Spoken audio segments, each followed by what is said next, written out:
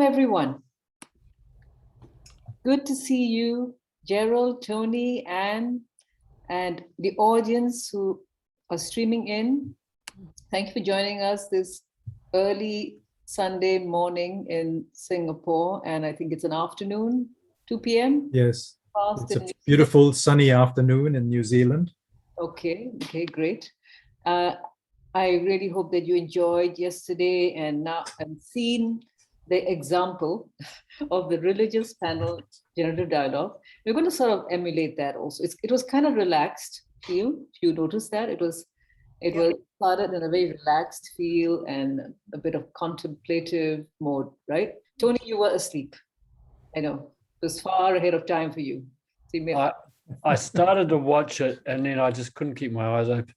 Okay, it's okay. So those who missed yesterday, don't worry. It's all on the event lounge. We've uploaded the replay, so you can watch it. But it's a kind of a marathon.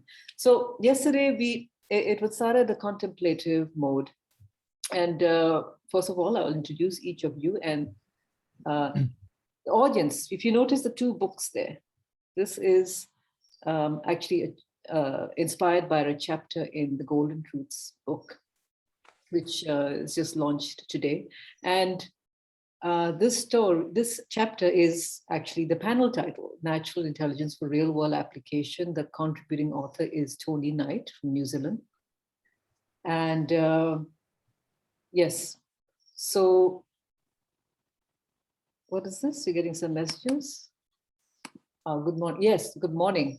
So what we're going to do is that it's going to be this panel is going to be inspired by this topic, but we are also going to see what comes out of what concepts, ideas, sharing, solutions on some of the things which Tony will read out from the excerpt from the chapter, and we hope to apply this knowledge in the real world now and for the future. Okay, the Golden Truths book, just to give you a background, is 100% is to support the new foundation for the Golden Truths Foundation, to raise up the truth writers. So it's going to be a charity, and that'll be set up shortly. So now, I'll introduce the panelists first. Gerald Lopez, who's just on my left. And Gerald is based in New Zealand. First thing when I think of you, Gerald, I think of martial arts. I don't know why. I think that's when I first met you. That's what you told me you were. You were martial. Oh yes. Yes, right. Yes. Yes. Also, yes. Yeah, a nature photographer, right? Yeah. Yeah.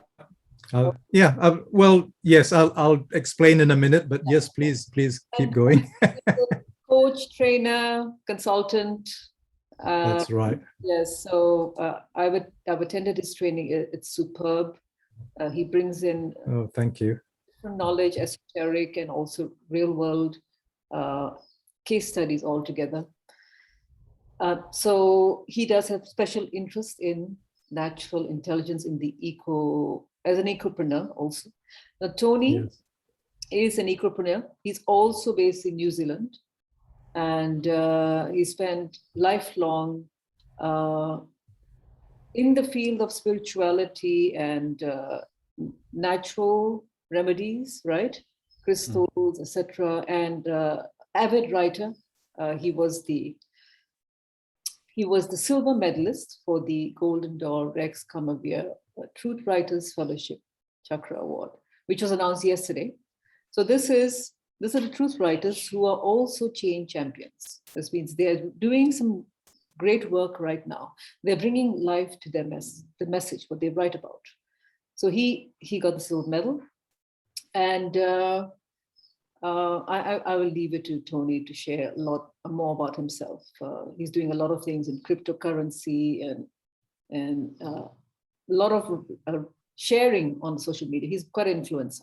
Okay, Anne Chung, I've known Anne for quite a while now. In fact, I know her brother, Mickey Chung. Yes, Mickey Chung, in fact, assisted me with my book. Both are great book editors. Absolutely. It runs in a family, I think. Okay. So Anne is based in Singapore, and most of her career has been in the public service, in administration, in education. Okay. That's what she's done. And also, I think in SPH, the press holdings, Singapore Press Holdings, right? Yes. But now she lives a different kind of life. Oh, there comes Tony with the medal. I just realized You don't see the medal. Please, you gotta raise it up. There, you see, it's kind of heavy and big. It's solid.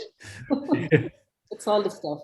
Okay, so Anne, it's a different life now. So she, of course, the book editing, she does a lot, and she's also a pet healer and also a general healer. Humans also counselor at times, I think. She's also part of the human healing. Human healing. Okay, so now I'll let each of you fill in the gaps so that the attendees can also get to know you more. 3 minutes each. Share a bit more about yourself and why you are on this panel. Go ahead, Gerald. Okay. Thank you, Tahira. Thank you for that introduction. Yeah, well, I think how I came into this space and this idea of natural intelligence was when I was a teenager, and someone gave me a book called Chinese philosophy or something like that, and it had the works of Lao Tzu and Confucius and Mencius and all that, but it also it had the book of the Tao. And as a teenager, when I read the book of the Tao, I thought, I don't understand what this is saying, but it is making sense to me on various levels. And so I had this sense of there was some kind of, what it was talking about was some kind of natural intelligence. I also read books by Carlos Castaneda, and that's where I started thinking about alternate realities. And so I became very fascinated by the mind-body connection. And while I was studying law in London in the early 80s, I discovered Aikido, which is a Japanese martial art. And, you know, the idea of martial arts generally is about fighting or learning how to overcome people. But this was very much focused on mind-body coordination and finding out how to tap into your own power, your natural power, through relaxation. And I think we will talk about that over the course of the dialogue. And then, so I was a professional photographer through my life. When I came to New Zealand, I decided to quit photography, and I went into natural health. And I was interested in natural health because of the idea that natural health was a custodian of the idea of natural intelligence for healing and for staying healthy, which I felt that medicine had kind of thrown out the baby with the bathwater. They'd thrown out that concept. And so I became an Ayurvedic practitioner, actually, traditional Indian medicine for about 10 or 12 years. I was also teaching yoga at that time. So all those reinforced this mind-body kind of idea. And eventually I took a postgraduate diploma at one of the local universities in health science, specializing in mind-body healthcare. So mind-body, natural intelligence, creativity, these are all aspects which I feel are part of practical application of natural intelligence. So that, and I think that's how we came together, Tahira, Tony, and this group. So I look forward to the discussion and dialogue that can emerge from this. Thank you very much. Thank you. Maybe I'll lead in because a lot of what Gerald says resonates with what I do. Can you hear me? Sorry. Yes. I have a phobia about sound ever since my last time appearing public on Zoom. It's okay. Just go ahead. Okay.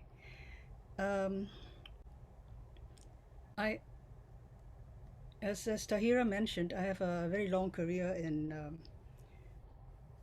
public relations, actually. And so that includes writing, publishing, so on, as well as editing.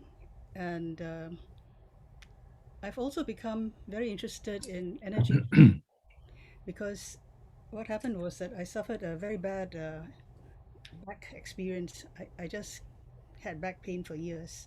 And in order to heal that, I actually went around the world learning modalities to heal myself. And it was a very fascinating thing. Um, so I studied many areas too, like Gerald. I've learned Ayurveda, some TCM, many other modalities, and also body talk. I was very involved in body talk for quite some time. I don't do it now in my healing practice because I use a much more intuitive and flowing method. I tune into the person. I set no agenda, and I just go in and work according to my guidance. Whatever small little snippet of receive just a word or something, and I go with that, right, and explore it.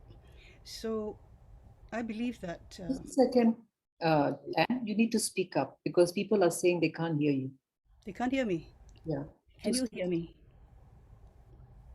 just speak out. Yeah. Yeah. Some people can't hear you.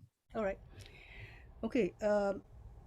So I've been exploring human consciousness and how this impacts our environment, impacts everything, all of life actually.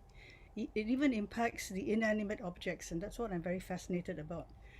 You know, it's not just that living things respond to our consciousness, it's also the inanimate things like machinery, you know, or a piece of wood or crystals. I work a lot with crystals, and I'm so fascinated at how crystals can, within 2 or 3 minutes that I sort of charge them up, um, they transform, they completely transform, you know. Like the clear ones become clearer and brighter, the colored ones become, the colored ones become You more need to speak vivid. louder. You need to speak louder, Anne.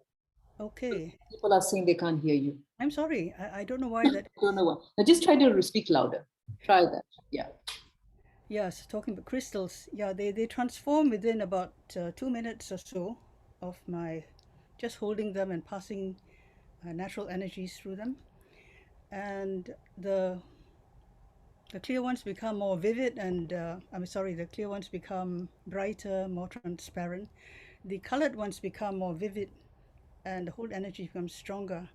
And for a while, I was making jewelry with crystals that I charged up this way because my clients were sensitive to energy, and they said that they could feel it, so that was fine, you know. So I'm very interested also in energy work because that leads directly to the consciousness, see, and the consciousness of thought intention is particularly interesting Okay. because, yeah. Okay. Thanks. Okay. Thank you. Tony, would you like to introduce yourself? Yeah, hi everyone. My name's Tony Knight. I guess I started my natural intelligence learning when I was a kid. Growing up, I grew up in a beautiful natural environment. I used to have a garden when I was about 8 years old. We used to literally pick fruit or vegetables out of the garden as I just played around. I used to catch fish, you know, for lunch and dinner, literally off in our own little bay. And I grew up in this magical environment that it gave me a very early grounding and earthing into the magic of nature. I used to literally spend a lot of time out there interacting with nature, climbing trees, you know, on the water as well. I used to play a lot of sport as well, and in a way that was a kind of a natural experience, getting very dirty and muddy and stuff.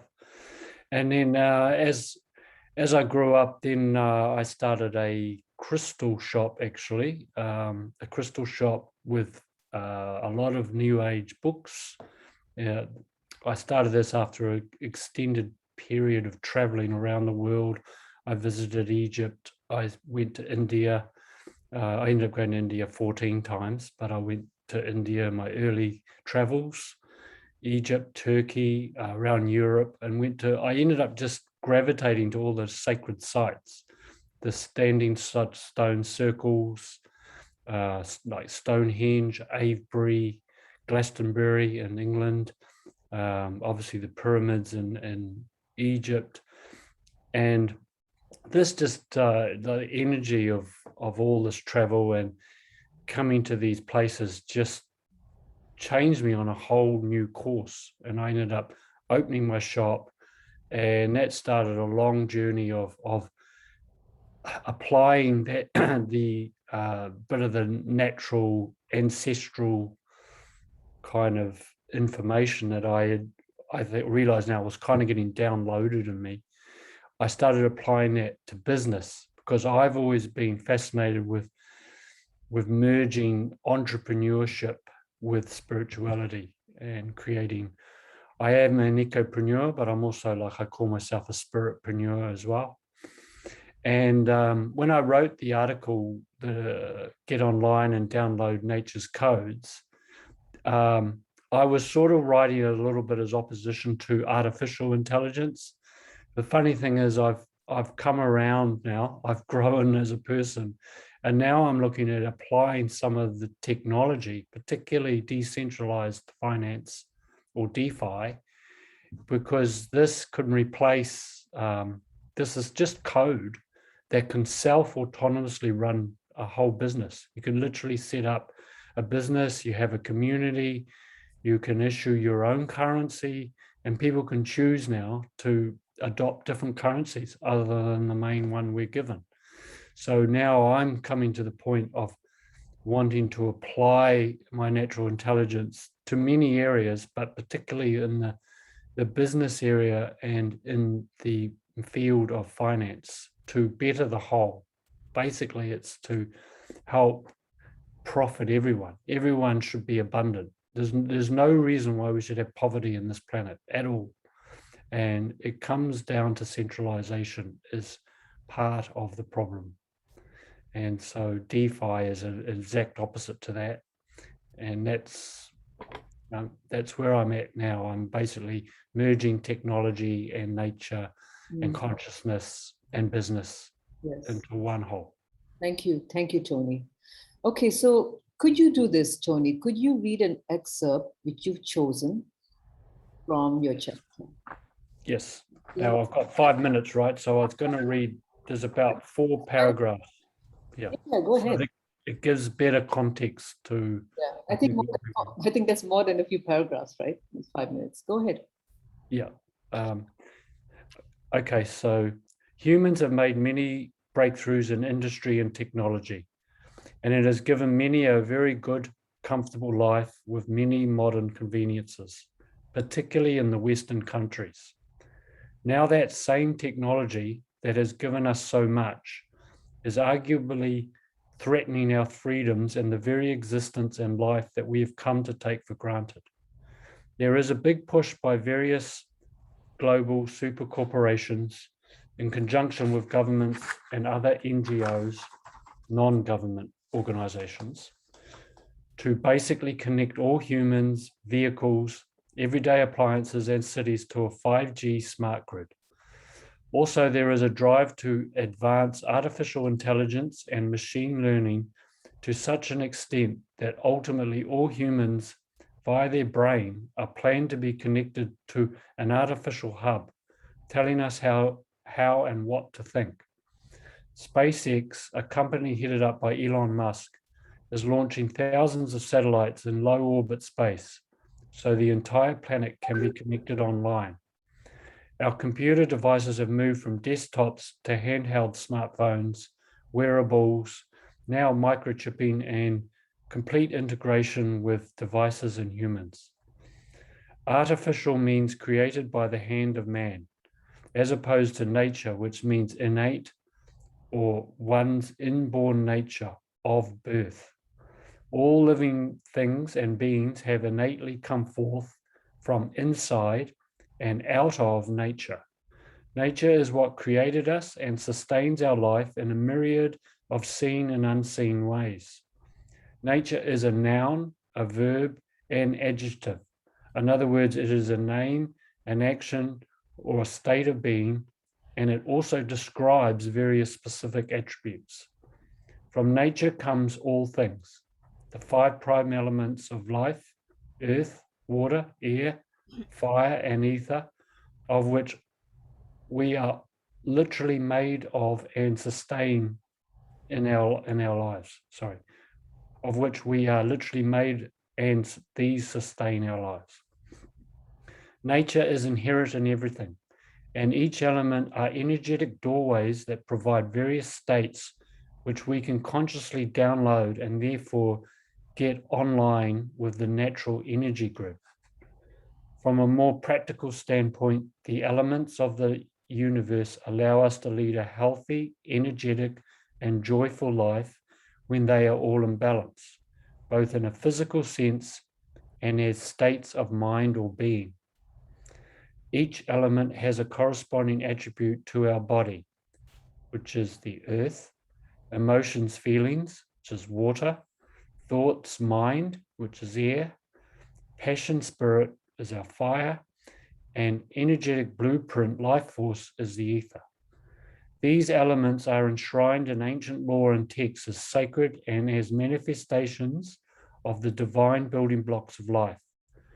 From this context, the planet Earth is seen as a living being, Gaia theory, with each of these elements a living essence in their own right, but collectively they make up a living, conscious planet, housing billions of unconscious, conscious, and superconscious living humans. The whole is always greater than the sum of the parts, although each elemental part is indeed a whole in its own right. So what better way to live in balance with truth, love, peace, joy, freedom, etc., by following the laws of nature, and to this end the prophet Hermes Trismegistus, also known as Thoth in ancient Egypt, laid out the Hermetic laws. These laws are unique in that they are not man-made and therefore not subject to change or misappropriation. They are the unchangeable laws of nature. Essentially, they are commandments of universal truths. Thank you so much. Thank you. So, panelists and audience, let's just reflect on what Tony has shared. And if there's anything you feel that should be discussed upon, you feel that based on your experiences now in this world, you feel this needs to be applied. This is lacking. I feel that this should be looked upon now. This is also open to the audience. Type in your comments based on what Tony has just shared, and just take a few minutes, like what we had yesterday, and just contemplate on what you feel is really important, or what comes to you right now that needs to be raised or talked about or resolved. I feel that we need to expand our idea of natural intelligence, because for a Raise very your long voice. time. Raise your voice. Raise your voice. Okay, I feel that. Is this better? Yeah, come closer to the computer. Closer, yes. I feel that we need to expand our idea of natural intelligence, because for a long time, this whole concept of intelligence has been dominated by things like IQ tests and so on. But as Howard Gardner has pointed out, there are actually so many other variations of intelligence, and all of them equally valid, you know. So I think Tony has mentioned a few things like nature and the elements and so on. What I think needs to be discussed is the innateness of natural intelligence. If it's innate in us, if it's born in us, then it can be developed. And I think it is probably the work of our lives to be able to develop what we're born with. And that includes working out from our 5 senses to develop the subtle senses of touch, taste, and so on. And we talk about these subtle senses all the time, like I smell a rat, that sounds good to me. Yeah, all these things. I hear you, all these things. And what we're saying is we're not just hearing the person's words, but we're also hearing the person's intention. We're actually hearing the whole person's personality coming out in the words, So these are all important. And the other senses like empathy, telepathy, which is used a lot in healing actually, intuition, yeah, as well as working with the other elements of nature like was mentioned, like crystals and sound healing, yeah. So these are what I feel that we should also include when we talk about natural intelligence. It's anything that can be developed because the either the sense of it or the response to it is innate within us. Okay, thank you, Anne. Anybody want to say something? I think Gerald, you've got a few words. You see me itching. Well, no, I mean, there's so much to say, but yeah, I think it would be interesting to actually define intelligence in terms of, okay, what do we mean? Because sometimes sometimes we can have assumptions around, like just like Anne just said, we can have assumptions around the word intelligence. We can relate it to IQ tests and all sorts of things. And especially as it applies to natural intelligence. Well, what is intelligence as such? Can I present maybe some ideas, and then perhaps maybe others may want to add to that or create some kind of definition. Then I think from the definition, we can move into, maybe what the problem is, and then into what applications are to solve that problems, those problems. It seems to me, and it occurred to me actually during my studies of health, of mind-body healthcare, I came to a point where actually I didn't believe in anything. I couldn't believe in anything, whether it was medical, whether it was science as such, or whether it was even the traditional modes of thinking and philosophies. Everything kind of crashed, and I had actually quite an emotional meltdown. But out of that, something came up which gave me hope again. And that something was the idea that actually there is some kind of order. There is some kind of evolutionary kind of pattern happening. So I would like to propose that perhaps intelligence is some kind of force or movement towards evolution, towards building, towards improvement. And as I said earlier, towards negentropy. That means the reversal of the breakdown of the universe, which physics tells us is what is the natural tendency. So what I see is that in physics, there's this entropy, this idea that everything is kind of breaking down, but life and natural intelligence brings something else that reverses it, and that creates more life. So that's my kind of thing I'd like to propose at the moment, and maybe you might like to add something else to the definition of intelligence. Yes. Okay. So thank you so much for this great insights. We'll make some comments on that, but first of all, let me introduce you to Luke Cohen, our panelist who just came in. Luke, are you there? Can you turn on your camera? Yes, you have to enable me as the host. Oh. So when I click it, it says cannot. Okay, the round starts again. Okay, so you need to get back to me. All right. Oh, I have to re-log in with a different link, or no. I made you host. Now you okay. Can make Tahira host again. Yes. Hello. Hi there. Hello, hi everyone. Nice to be here with you. Yeah. Can you make it back as a host? Oh, how do I do that? Okay. It's been a while since I'm doing it. I literally just we just ended up full day ceremony just now. I just got here. Oh, Like- what ceremony is this? We were in a ceremony here since 9 a.m. It's like a specific kind of prayer ceremony. Yeah. Okay. Yeah. Where you right?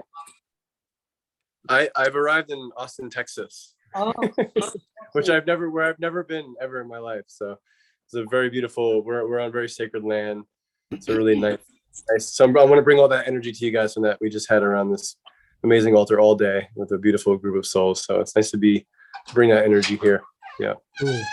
great. Okay, so we have the audience from around the world watching also, and they'd like to get to know you because they've met the other panelists, and then we go back to the discussion.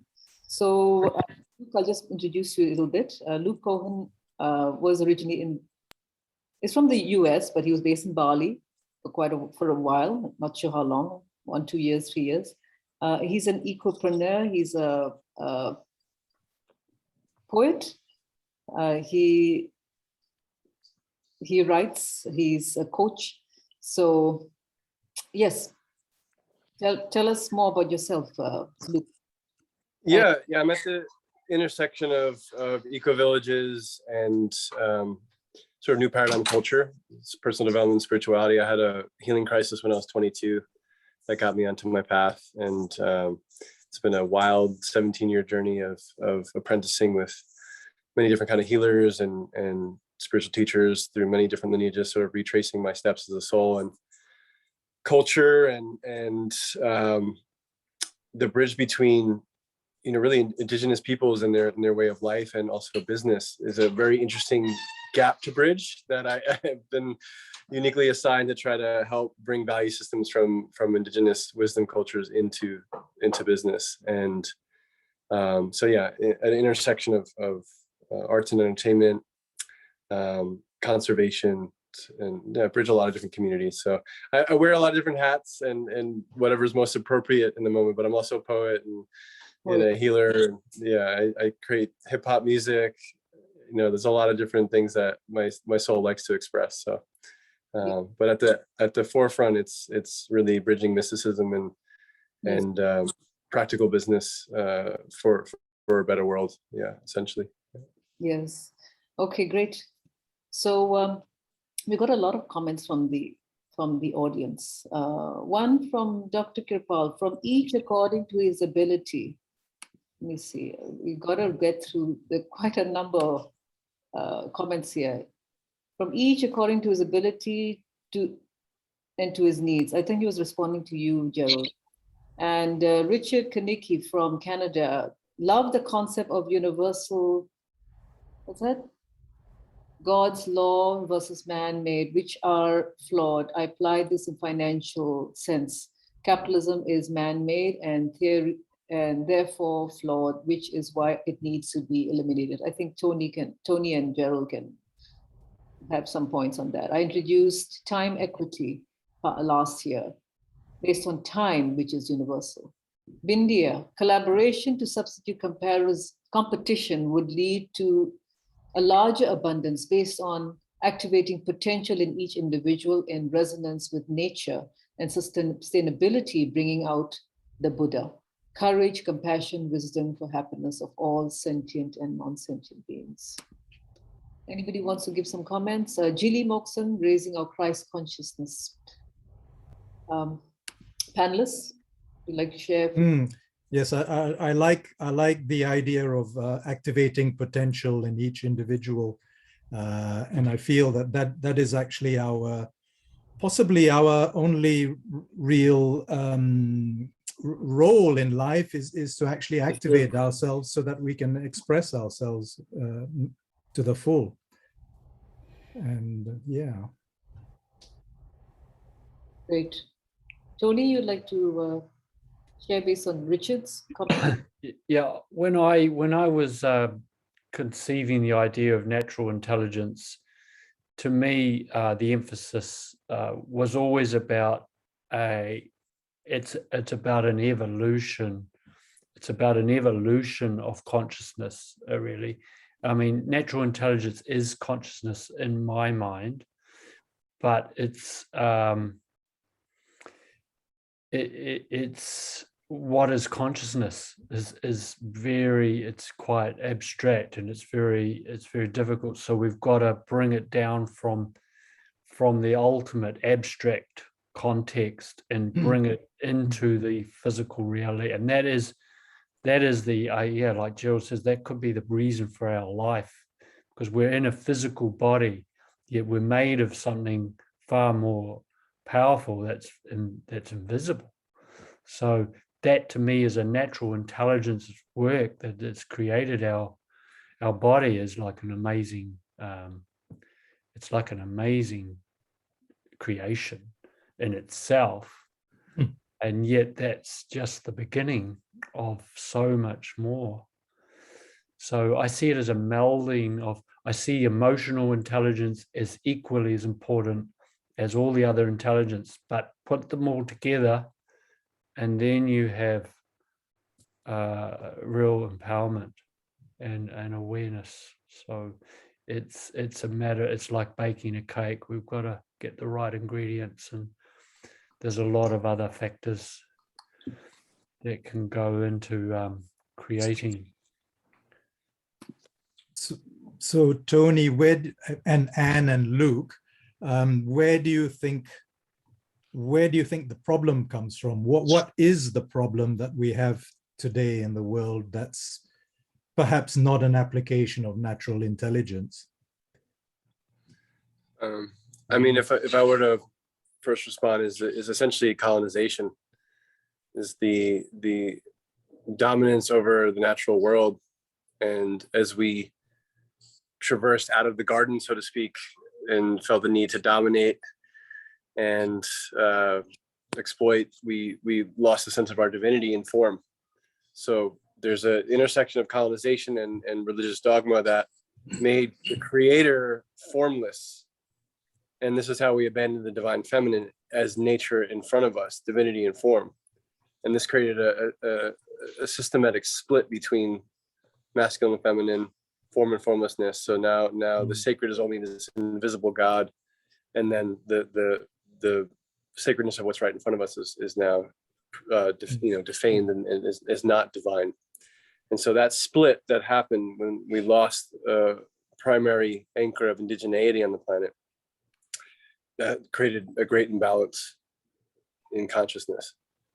And that's what we're seeking to recover. If we cannot move forward as a species until we heal our relationship with the mother, with the earth. Yeah. So when you say colonization or colonization, as we say in the anglicized people, would you say it's a disconnect? So would you say it's where we feel that the rest of the world or other people or other countries or animals or whatever are actually separate from ourselves, and therefore they're open to us exploiting them as objects, as chattel, or as subjects even to us? There's many manifestations of the energetic schism that is colonization. I'll leave it at one idea that comes from the indigenous peoples of Turtle Island, where I am now. They had a term called wediko. And wediko is a spiritual sickness. It was like an endless greed. You can compare it to similar to Tibetan mysticism of the hungry ghost. It's an unsatiable hunger that needs to exploit, right? This is like similar, when you talk about killing the buffalo just for the skin and not using every single part, right? These kinds of things that demonstrated that lack consciousness, that take consciousness, the just exploit consciousness. And so that has carried on, and that spiritual sickness is still alive in our world, this never-ending hunger, this unsatiable seeking of external validation or physical exploit that doesn't actually lead to sustainable spiritual, emotional, energetic fulfillment, right? And so there's many symptoms of colonization, there's many drivers of it, but that wediko is really at the essence. And this is something as they look at it as a living spirit. It's a hungry spirit that can hook into the human being, and the human being is therefore driven by it. It's overtaken by it. In essence, I like the Wediko concept. Yeah, that's really interesting. That's what consumerism is about. The whole world is slave to that, right? Yeah. Yes. It's like a virus. It's like a mind virus. It's like a Exactly. split. It's a split between it comes down to me, it comes down to also to we don't know who we are. Jesus said, you know not what you do. And so I think it's, if you don't know who you are, you go and create things that are not in alignment with creative, with the creator's intention, if you like. And that's the whole reason for this panel, actually, is to go back to knowing who we are. And that is knowing what natural intelligence is.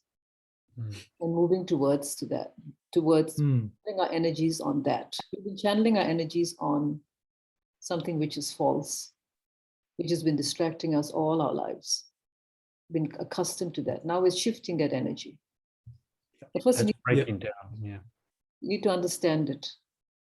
Well, I think the shift is becoming necessary because the split or the colonization or exploitation that has happened has resulted in a world that is terribly polluted, in species that are, becoming unviable. I mean, I come originally from Malaysia, and I was involved in saving or helping to bring awareness around wild elephants.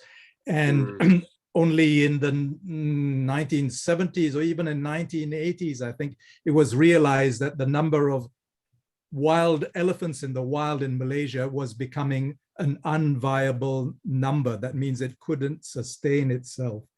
Yet there was a constant drive to create, for instance, palm oil estates and all those various developments that split up the jungles, divided the elephants from their natural areas of travel, and made them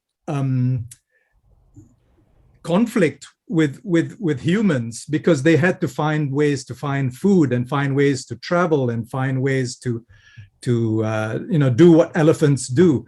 So we've come to a point where we are in conflict with nature, and we are kind of finding excuses to destroy nature in the name of progress or in the name of our own survival.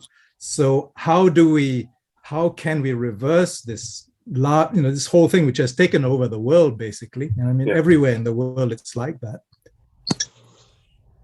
Yeah, I think there's a natural slowing. There's the interesting silver lining of the corona pandemic gave us the great pause, where we had to have enough of a pattern interruption to expose the levels of distortion that live in our modern society, our separation from our ecosystems and food systems and all that being part of it.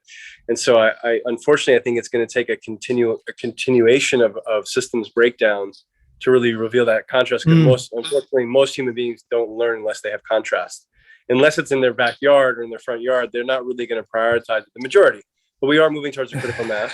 I think we may have crossed, certain thresholds of critical mass, but that point is the exponential, and that's gonna be the tipping point where we either evolve spiritually as a collective consciousness, or it's gonna get really ugly, because that ecoside threshold, we're in that 26th hour. We're in that. Yes. Lake Atitlan is in the first stage of a dying lake. You can list off all the things right now, and I'm just going to name this. One of the things that I feel is the most important that's not getting any coverage is that Brazil just passed a law reversing the protection over indigenous lands in the Amazon. Now, the indigenous people are the protectors of that. They know how to be in right relationship with nature. We've lost that wisdom. So we if we want to protect the earth, we actually need to come into relationship with indigenous peoples. They are the original stewards of the land. And so they need our help. They're in crisis right now. And so because of markets, because of, soy and cattle and all these other things, they're being pushed out of their territories. Literally, they've been living that way for thousands of years. If the Amazon goes, everything else goes. Yeah, This is sure. our last frontier. This is it's happening one right of the now. main lungs of Yep. the world. Yeah, Yep. and as Borneo is as well. Yep. And Indonesia. as Bob Dylan said, the darkest hour is right before the dawn. So are we in our darkest hour before some kind of dawn, some kind of light that will start coming through? And perhaps you're right, the coronavirus has been that pause where people stop. And this is an interesting thing. When I was reading Castaneda when I was a teenager, the shaman Don Juan said, "You need to stop the world." And I was going, what the hell is he talking about? You know, what is stopping the world? You know, and this is what it is. We need to stop the world as it is, and the world as it has been going in our minds, so that we can actually pause and say, well, actually, what is going on? You know, what am I doing? What are we doing as people? And I think it's people like you know, Tony and you know, the people you associate with, Tahira, who are starting to speak the truth. It has become vital that these people start talking to their people, talking to your tribe, talking to your community, in terms of raising their awareness of what has come so far. Sorry, Tahira, could you Yes. let me in? I stopped the video for a while and I can't get back in because it says the host has stopped it. Oh yeah, you need to make Anna host again. Rana started again. Okay. Yeah, but I think so. Still We're coming to. I think we've talked about a few problems. Major problems in that we've exploited the world till it's become unviable for a lot of species, and it's going to become unviable for human beings. But Tony originally spoke of where, you know, he believes that there is a there is a group of people who are running this whole deal and managing it. I perhaps I don't completely agree with that narrative that it is a conscious and intentional way of subjugating humanity, but I believe it's being done through sheer ignorance.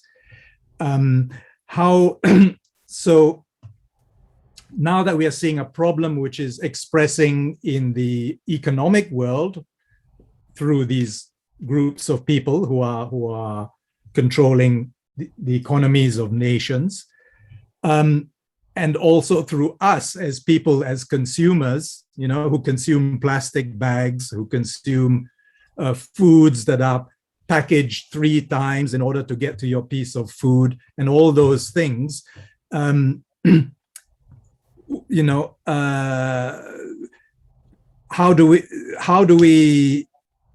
break this? How do we break the lock of the people who are controlling us? Tony, what do you think? Sorry, I'm asking these questions, Tahira, because they're coming to me, and you know. Well, I think it's part of why I'm into the decentralized finance, because I think it's decentralization, because with colonization has come centralization and compartmentalization. Yeah. And so it's these C's, and we need to break up. You know, absolute power corrupts absolutely, and you know, and we're human beings, and we're flawed. We're flawed at a human level, even though we're a divine. We're created by divine. We have flaws, and that is the Wetiko. Maybe that's the Wetiko virus there, but you know, I think we need to go back to the old way. I really love the ancestral knowledge as well. I studied a lot of the ancestral knowledge, particularly the Hindu and the Native American. I love it. I was teaching it and doing the sweat lodges and getting involved in all these different ceremonies and that. Like, I really relate to what you're been saying, Luke. So, you know, we've got to get back to, but maybe technology has an answer to play in this, and that if we can have a system that's run automated on a decentralized way. And as communities galvanize around that, you don't need these big cartels. We can all share in the profit distribution, because it is a distribution issue. Even what's happening on a larger macro level with the distribution, like of all resources, everything, concentrating cities and creating these highly populated areas, you know, is doing more damage in my way than spreading people out and living close to the earth. I think will do a lot less damage. But too much resources held in too few hands. So Yes, they're herding us into certain areas of their design. I mean, when I say there, I mean, yeah, there's no one particular person running the world, but I think there are a group of heads together who are influencing us in such a way that we go the way that they design without us even knowing that it's happening. It's subconscious. Yes. Okay. So I'm just gonna, good points, everyone. I'm gonna read some of the comments from the audience. So Wai-Ching is, it's spot on about the distribution issue. There is plentiful food and resources for people. Definitely. Definitely. So actually, from my perspective, it's not people are totally unconscious what's happening. Those who are doing it wrong, they know. They're doing it there are two groups: those who deliberately, who are controlled, and those who are just following. So in a way, because they're just blindly following, they're allowing it to happen. So we don't want to allow it to happen. We don't want to blindly follow. We want to proactively change things. Yeah. There's enough sheeple in the world, okay? All being blunt, it is true. We've got to get out of that. We are human. The human being is much greater than we think we are. We have belittled ourselves. The human is much greater. Yeah. The human being is a co-creator. So a few other points here. By the way, anyone, if you've got questions and answers to the audience, feel free. And if you want to, we're welcome to have a panelist from the audience. If you would like to raise your hand or type a message, if you feel that something really important you would like the panelists to hear, you can join the panel momentarily. Noraini from Singapore has said that today the world population is channeling too much energy to something that is false, and agree with Gerald that we need to reverse the human behavior to balance nature, the planet conditions, how to accelerate human action towards care for ecosystem and human intelligence. Yeah. So I propose a comment on that, in that I think we mentioned a few problems. And one is distribution of wealth. And this has been a big problem throughout human history, in that wealth has always been based on physical resources. And physical resources have always been seen as scarce. And whoever controlled those scarce resources controlled wealth. And in fact, when I was doing my A-level studies back a long time ago, 150 years ago, I decided to study economics, and I bought this fat economics textbook by can't remember his name again, but the first line of his economics book was economics is about something like the management of scarce physical resources. And I think the whole mindset, the whole paradigm around economics is around scarcity. And therefore, when you subscribe to this paradigm of scarcity, you subscribe to someone controlling it. You subscribe to, oh, there's not enough for us all. You subscribe to, we have to fight dog eat dog in order to grab that scarce resources. And we have to be greedy in order to get enough for us and our family. And we need to be corrupt in order to get as much as we can and then bail out and go and move to another country. So what Tony was saying about decentralizing wealth is this is gonna be a huge thing in human history, because people in Africa, in Asia, anywhere in the world who have a mobile phone will finally be able to access money, will be able to transact with other people, will be able to run a business on their phone, will be able to exchange, will be able to invest, do things which until now only the super wealthy have been able to do. So decentralization, I think, is one of the huge keys to this puzzle. Absolutely. Yeah. And then the other one I see is the key is, I think this is, as a Malaysian, as a Southeast Asian, I think this has a big hold on us people. And I think we've had a little bit of an exchange about that, Anne, is this idea of hierarchy, hierarchical respect, hierarchical valuing other people above us because they have a particular title, or because they were born into a particular family, or because they have a particular role, because they're the prime minister. All those things have actually a hold on people, so that people actually lose responsibility for running their lives and contributing to the management of the country. They hand it over to what they call the authorities. That's a common word in Singapore, isn't it? And in Malaysia, the authorities. It's a worldwide phenomena. It's very prevalent in the States as well. It's the projection of ideal parent onto political figures, and the political figures actually represent the collective shadow, the collective unconsciousness, and so how they move and sway triggers the collective, and it's a very interesting play that goes on between political leaders and their populations. I 100% agree with everything you're saying.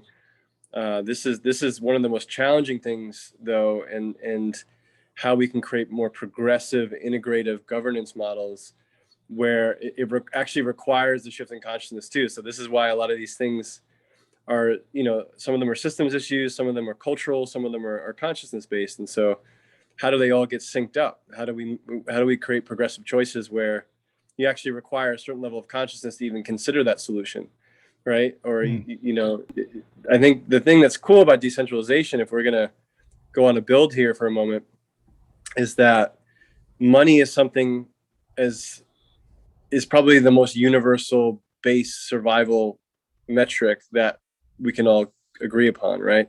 And if that changes, the world changes. So there's something really healthy about the culture that can emerge from DeFi and crypto because of its relatability. You go into some of these rooms on some of these other platforms, and you get a ex-banker who's had one worldview, and then you get a young artist who's making NFTs, and the cultural integration is so cross industry now that it's really exciting. You got people that would never interface, techie, artistic, financial, systems that are all like interfacing for the first time. That's a sign of progression. That's a sign, okay, wow, like these fractions of society that would normally ever interact are finally interacting. The important thing with all this, and I'll make my point quickly. I don't know if I interrupted your full channel, but it's okay. I was talking. I want to build here with you. Is the piece around culture, and this is kind of my stance, is that until we have a unified culture, because this existed in the 60s in the States, across the UK, there was a single thing that we were opposed to, which was the Vietnam War. There was a single genre of music.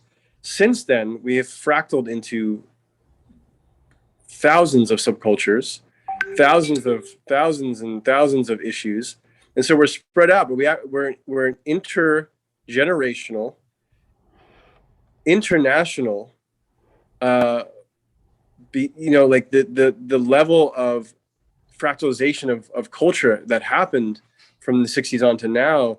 We lost a unified culture, but we actually have a shared culture. We're identifying it's the culture of transformation.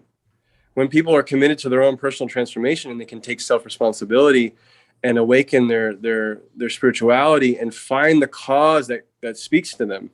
Someone might be an ocean conservationist and the oceans just speak to them. Someone else might be animal rights. It doesn't matter. We need to create a culture, first and foremost, where we're calling forth participation from the collective. And this is what's been lost. There's a numbing. I said we've lost a unified culture, and we need a culture that creates participation. Exactly. We move from the cult to the culture. Can I say something? We haven't lost the unified culture. It has simply evolved into a different culture. That's what. And I believe that any change must begin with the individual. So how do we do this? And I think the key is education. We have to start with education and make it possible for children to start learning some of these concepts when they're young, so that when they grow up, they will then be able to create a better world than the one we have now. And I think it has to work into the school curriculums, to give them opportunities to come in contact with nature. Many of the problems that were talked about, I think, started when mankind began to move indoors more. When they were living a lot of their time outdoors, they were automatically in touch with the earth. Yeah, they walk on bare earth. They're out in the seasons. They could flow with the seasons, and it was a different kind of a feeling. But now we have learned technology. We have learned to control the seasons. We have air conditioning all the time. And in colder climates, you have heating. So we have imposed our control over the environment, and that environment is part of what leads to the Mendico idea, that we can exploit nature for all that we need. To me, it is simply greed. In many countries, the big corporations, they are already rich, but they want to get more and more rich, so they promote wars. So that they can get more and more of the resources of another country. To me, this is like an abuse. It's a tremendous abuse. And we really can't stop things at the high level, at the common level of everybody, until we work at the bottom, the foundation of it. The foundation has to be more informed, more educated, and more unified. For example, the idea of climate change, years ago, it wasn't really a concept at all. But because more and more work has been done, it has slowly filtered from the ground upwards. And so now governments are beginning to look at it. So we have to look at it, this whole idea of promoting natural intelligence, getting back with the flow of things from the ground, which means from children. Yeah, in fact, Sonika wrote a comment there saying the education system, which encourages rote learning and restricts the questioning ability of children, I think is largely responsible. And I totally agree with that. For restricting them, because what happens is then the idea, which is a very Victorian idea, which, what was that you feed the children with information and they become good workers for the industries. So we need, I think it's time to swap that around. Then rather than feeding them with information, is actually teach them how to tap into their innate intelligence, how to question. And one of the ways of tapping into innate intelligence, I feel, is using your creativity. Because what is creativity? Creativity is drawing something, an idea or an inspiration or something from somewhere, the ether. Yes. And but in order to be able to do that, the children need to build confidence in themselves as people, and that confidence that they are worthy people. So this is where we have to reverse the hierarchy thing, where we say, oh, children are inferior to adults who are inferior to blah blahs, and bring it down to a level where the child is actually seen as is actually a potential. It's a huge seed of potential, a seed of change, a seed of the world as it's going to be. and therefore we treat them with the respect that it needs. And then through that, they gain the confidence that they need to become creative. And then through that, then they learn about nature, as Tony did when he went out fishing in the bay and, you know, hunting and all those things. Yeah, I agree with you totally, Anne. In many words. In the native traditions, they bring the children in the morning ceremony.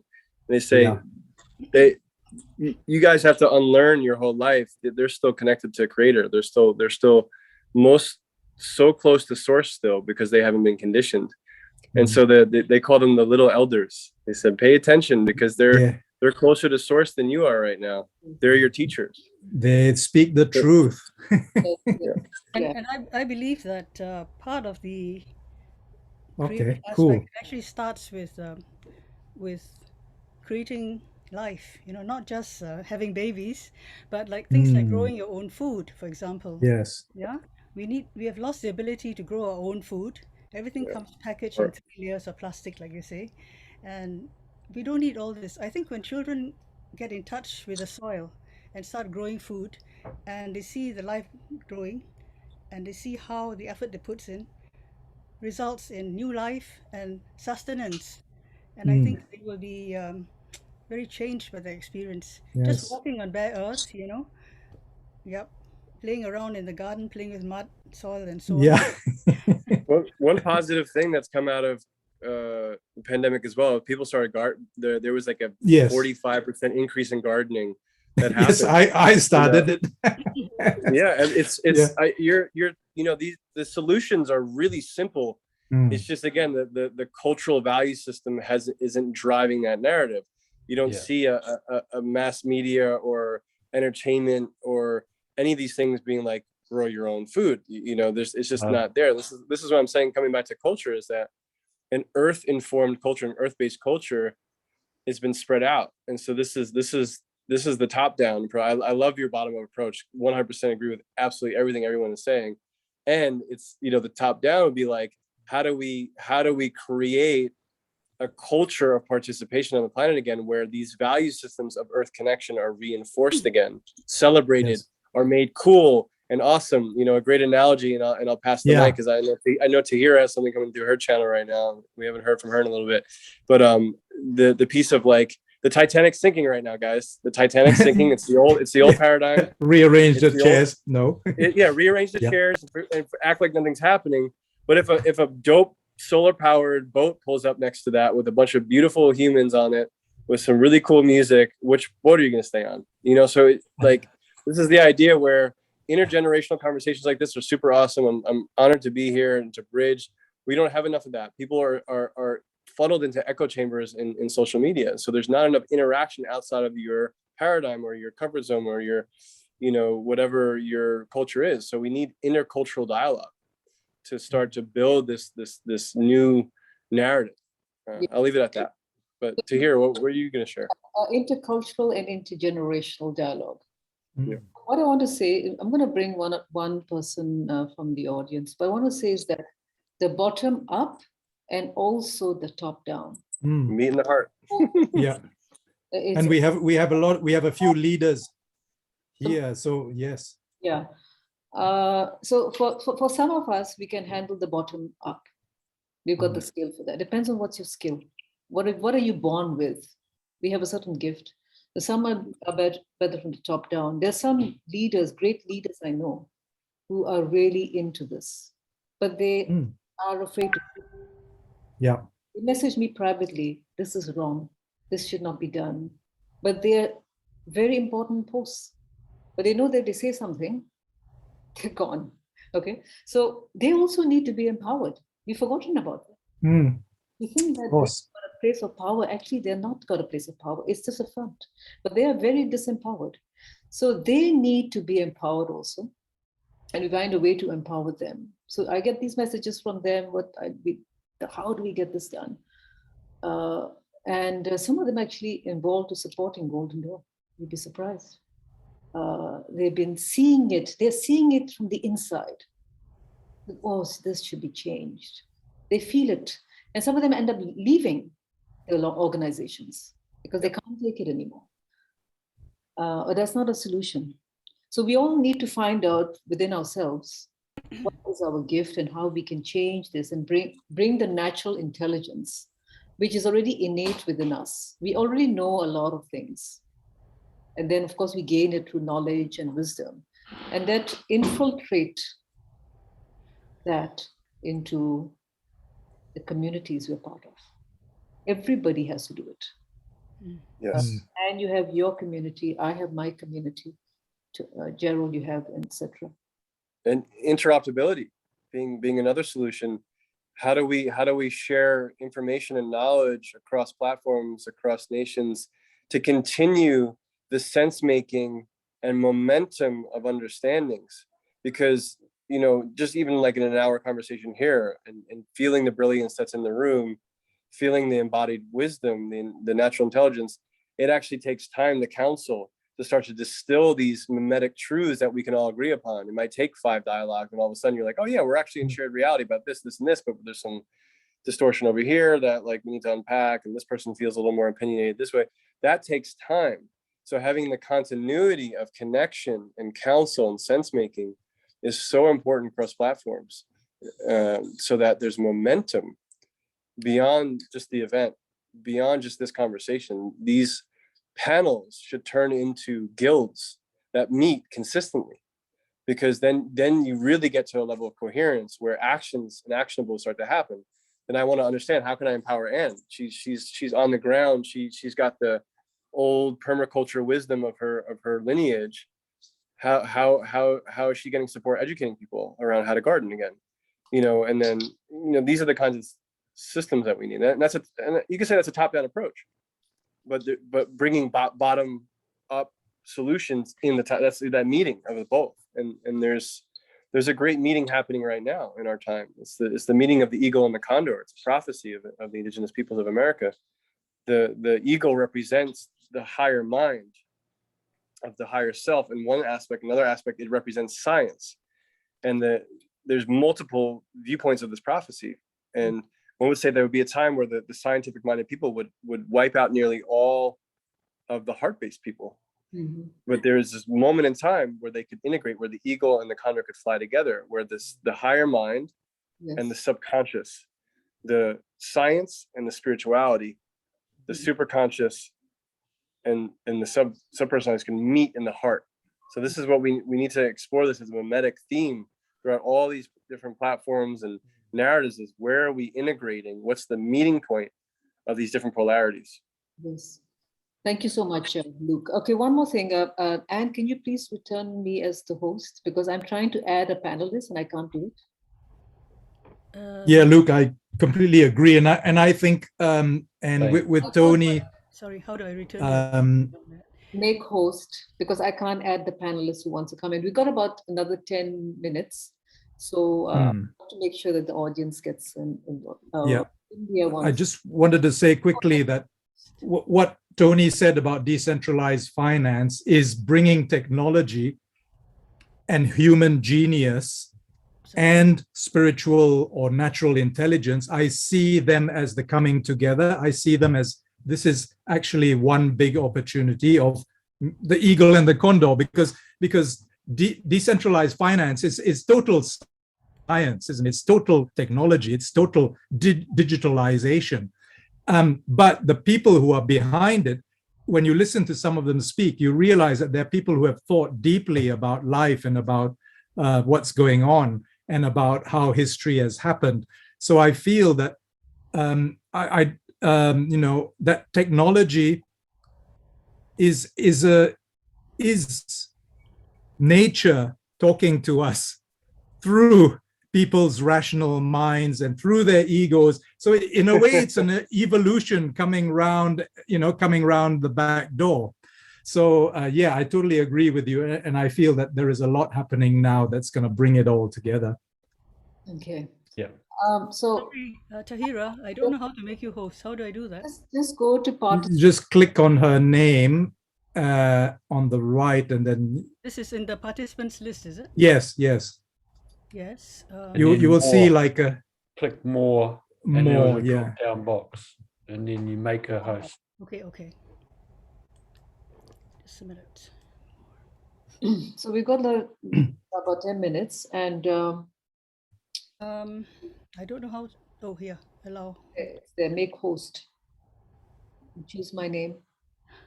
I don't see a make host Deep, here. deep breaths, everybody. Let's do a collective breath. Make host. Look for It's happening right now. The ego condor is happening right now. on the Entropy.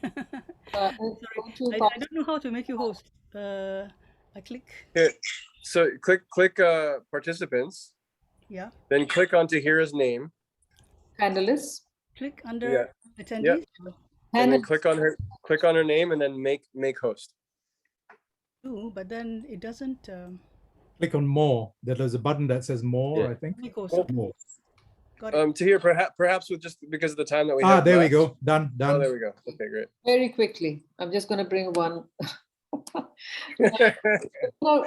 Sum this up, but again, just like yesterday, it seems like it's going to be a part two. But we will explore different areas. We explored education, we explored living, we explored healing, a couple of things, finance. So how we can apply in all these areas. So we could look at one or two areas.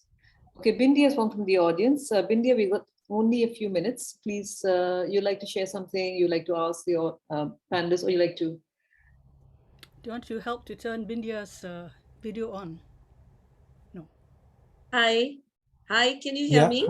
Yes. Yes, we Yes. can hear you. Yes, hi. I'm unable to turn the video on. I think you have to change. This Yeah. one is getting. Yeah. So I'm just going to say that, it was wonderful, this discussion. And for me to attend at 7 in the morning from New Delhi, India.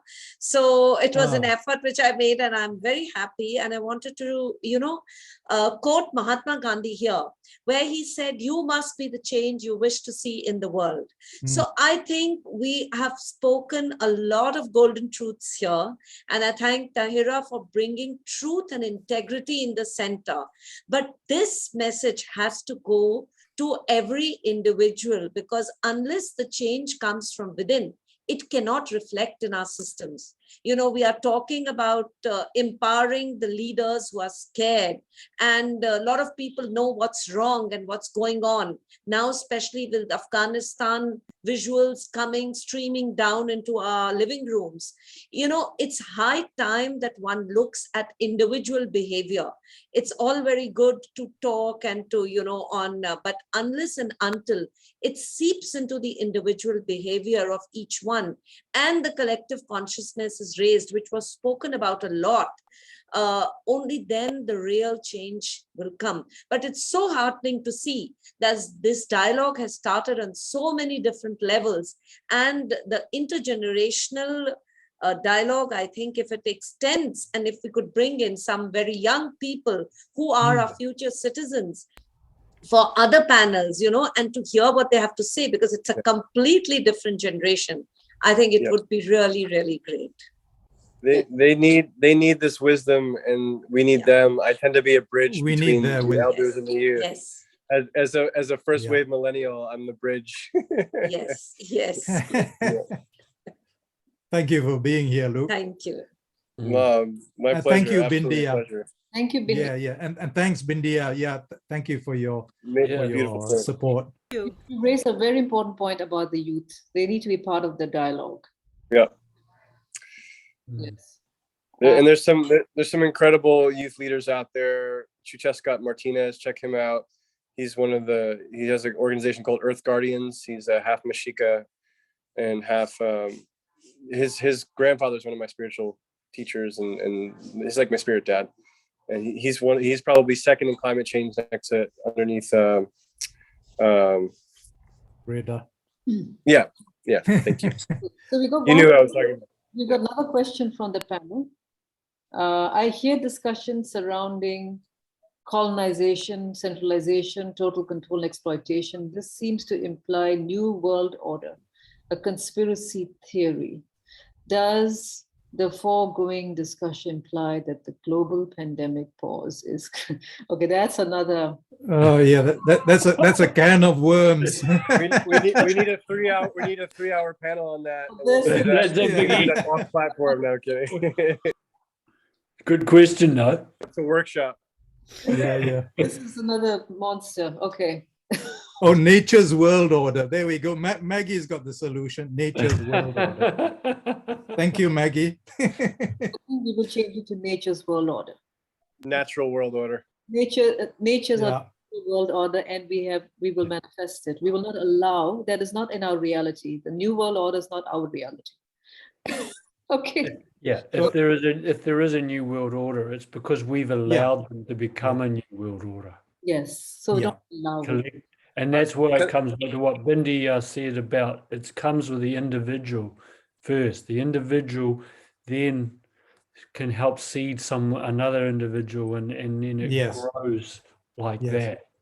You Yeah. can't have a blanket, oh, just do this, and a blanket sort of superficial truths, and everyone just, we're all going to Yeah. be all good. You can't paper over the cracks. No. You've got to No. No stone unturned. Yeah. Returning to the individual rather than focus of the organization. For decades, Yes. we've always looked at the organization. Mm. So now we need to return to the individual, the small. And that even refers to the young.